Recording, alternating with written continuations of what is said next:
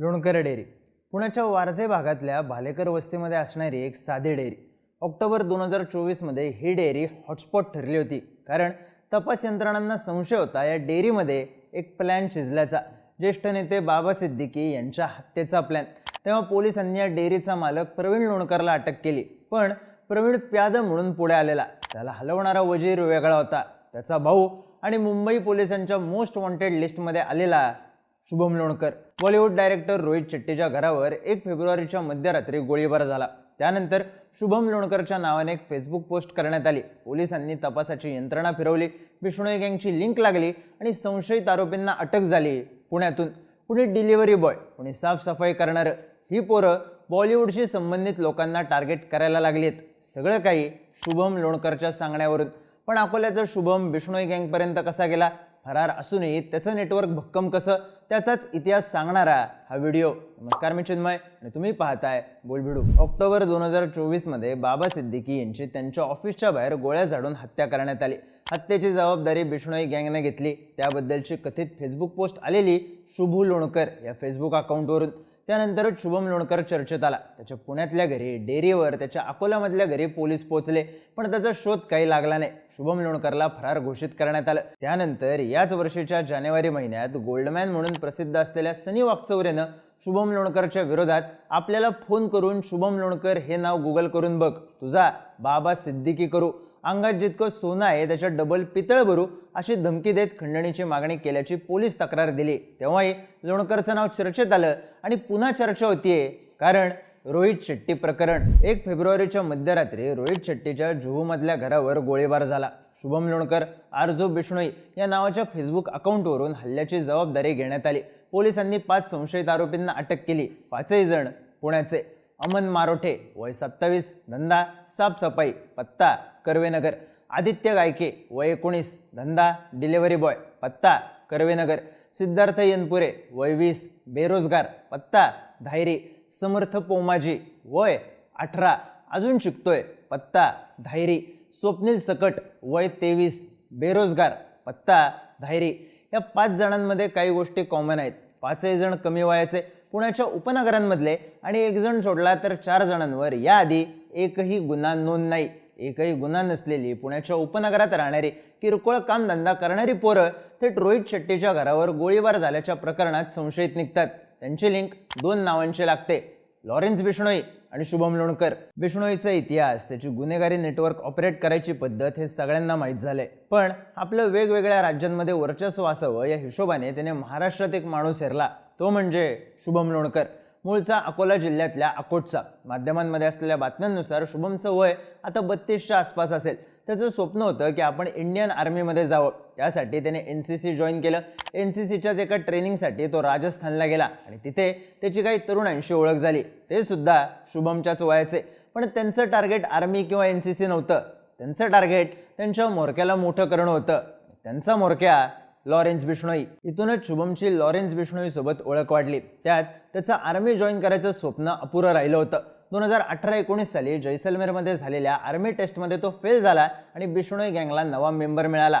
असंही सांगण्यात येतं की जैसलमेरमध्ये असताना शुभम लोणकरची ओळख बाजरा नावाच्या एका व्यक्तीसोबत झाली होती। या बाजराने त्याला सांगितलं की जर तुझी देशासाठी काहीतरी चांगलं करायची इच्छा असेल तर मी तुला काही व्यक्तींना भेटवू शकतो, जे तुझी मदत करतील।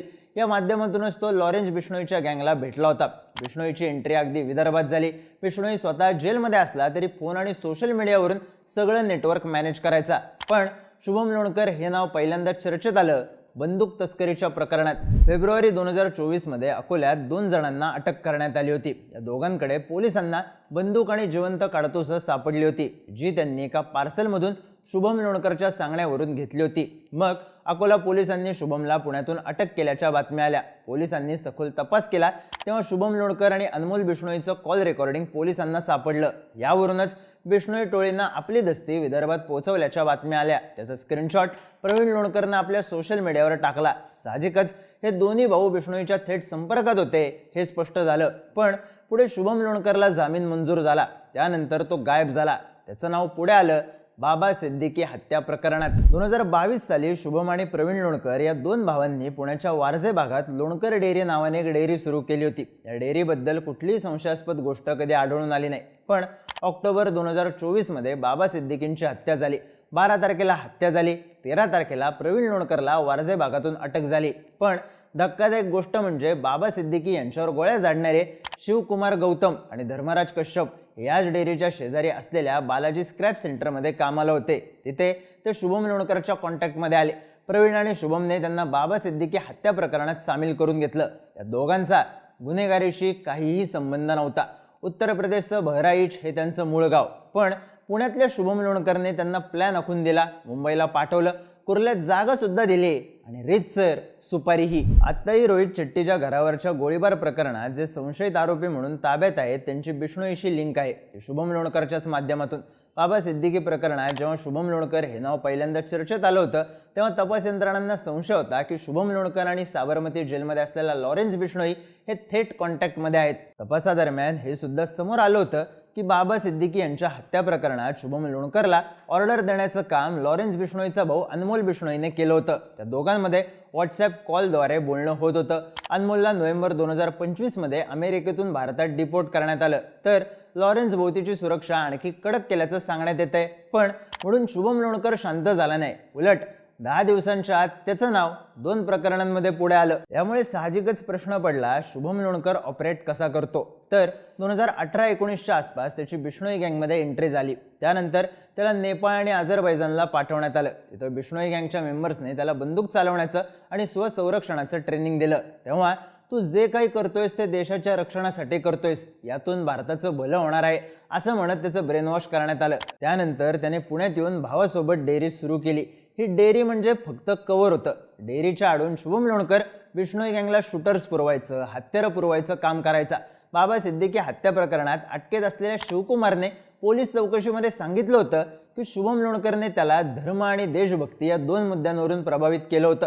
लोणकरने त्याला पटवून दिलं होतं की तू जे करणार आहेस ते देशभक्तीचं काम आहे आणि त्यामुळं आपण हत्या करायला तयार झालो। थोडक्यात काय, तर ज्या ब्रेन वॉशिंगच्या मॉडेलमुळे लोणकर बिष्णोई गँगमध्ये सहभागी झाला तेच मॉडेल तो आता वापरत असल्याची चर्चा आहे। कारण शिवकुमार आणि धर्मराज हे रद्दीच्या दुकानात काम करत होते, तर रोहित शेट्टी प्रकरणात ज्या 5 जणांना अटक झाली आहे त्यातले काही जण सुद्धा डिलिव्हरी बॉय आणि साफसफाईचं काम करणारे आहेत। साधं काम करणाऱ्या गुन्हेगारीशी संबंध नसलेल्या पोरांना घेऊन लोणकरने बॉलिवूडला टार्गेट केले। शुभम लोणकर फरार असला तरी तो सोशल मीडिया आणि व्हॉट्सॲप कॉलच्या माध्यमातून या आरोपींच्या संपर्कात असल्याचा संशय पोलिसांना आहे।